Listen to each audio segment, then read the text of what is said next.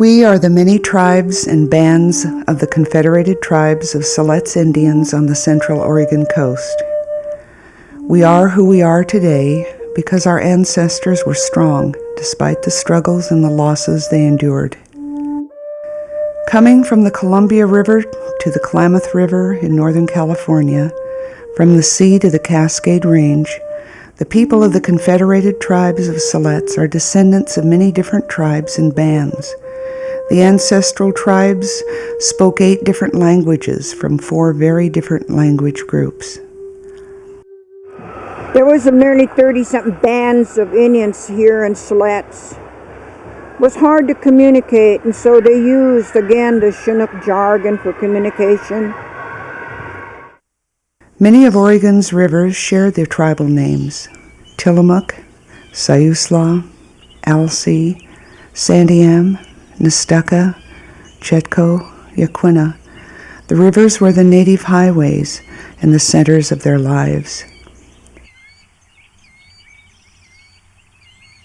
Canoes for these water highways were made from the huge cedar trees. The soft inner bark of the cedar made clothing resistant to rain and insects. The easily split cedar wood made cozy plank houses dug into the earth.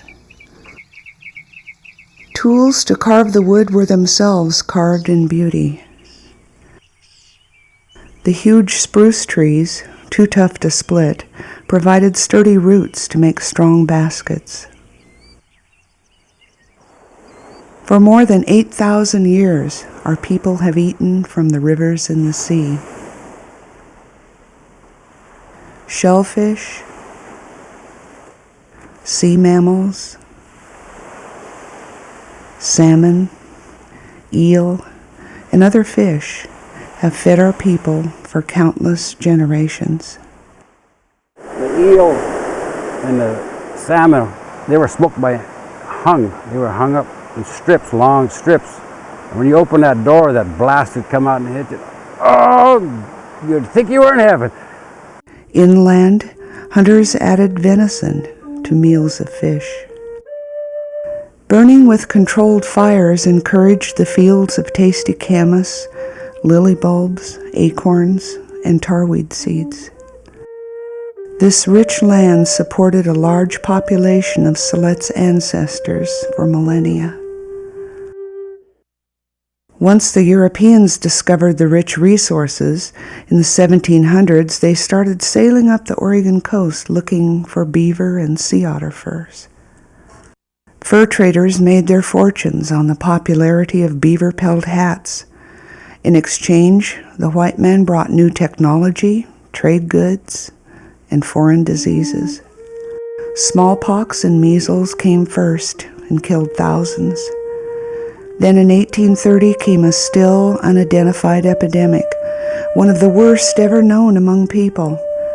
Nearly everyone living along northwest Oregon's rivers got it, but not having access to the medicine quinine meant a lot more of the Indians died of it.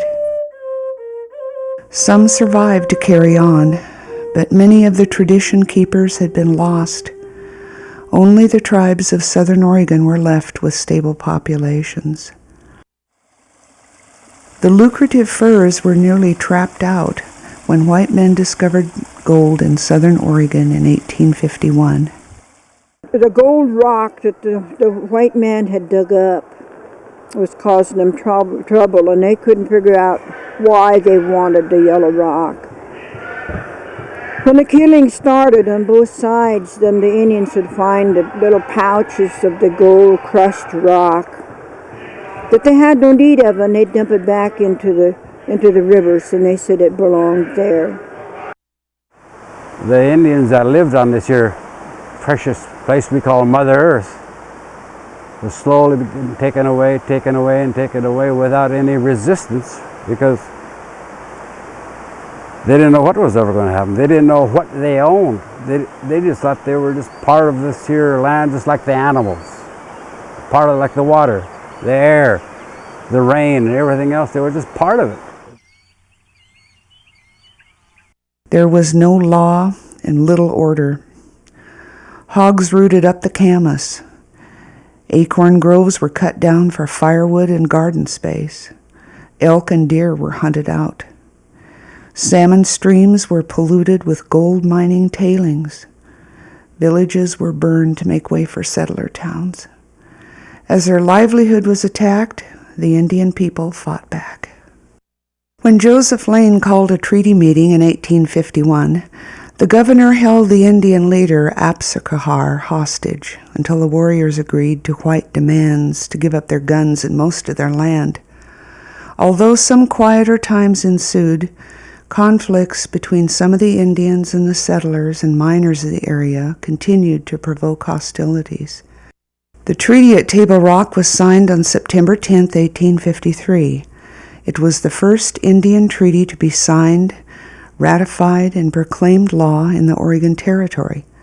The treaty should have brought peace, but those who advocated extermination had their way. Major Lupton, a recently elected territorial representative, led 18 men to attack an undefended village of people on their way to the Table Rock Reservation. As soon as it was light enough to discern the Indians, the attack commenced, being an indiscriminate slaughter of men, women, and children.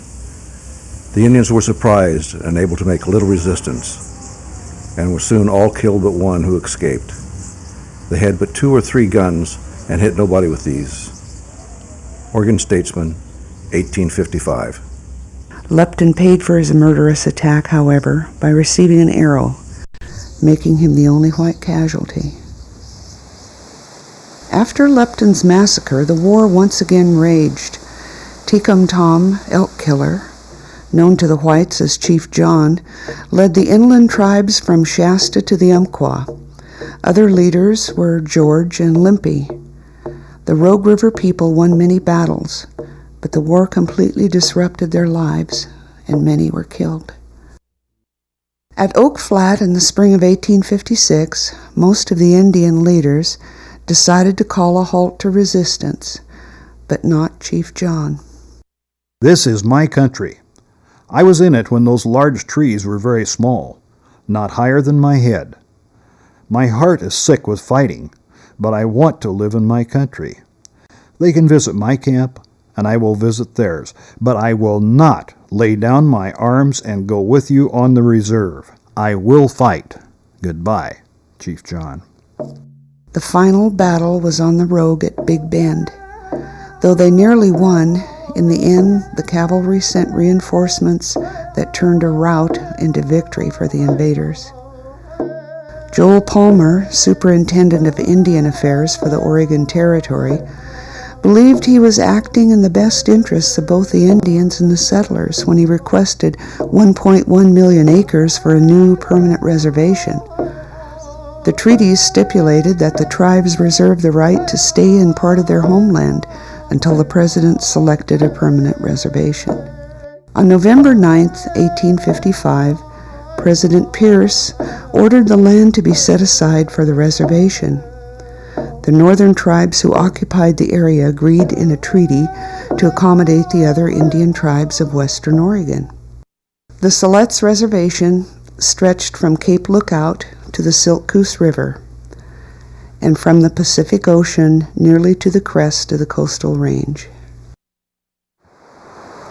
Listen to my grandpa, Hoxie, he took me out in the woods an awful lot in the hop fields and bean fields and everything for a purpose, to teach me. And I'd sit there and watch him, and when he didn't have to have a drum or anything, he'd sit there and he felt what I feel today, he felt. He would sing, hey, hey, da, hey, da, da, ya, hey, and he'd start crying, because it came into what he felt way back then, to what he was thinking about, how these people were hurt. The people were marched to Port Orford. As many as possible continued their journey north by boat. The ship Columbia took 1,500 of them in 2 trips.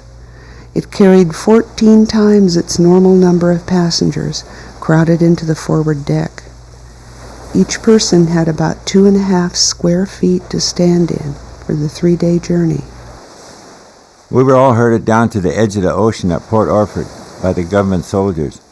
Some people were crying, others were just quiet, and nobody talked. Each person was allowed only one package or pack, generally made up in a basket. We were all heartsick. Someone said they were going to shoot us and throw us into the ocean, but my father would speak to them and assure them that the whites meant no harm. Thompson.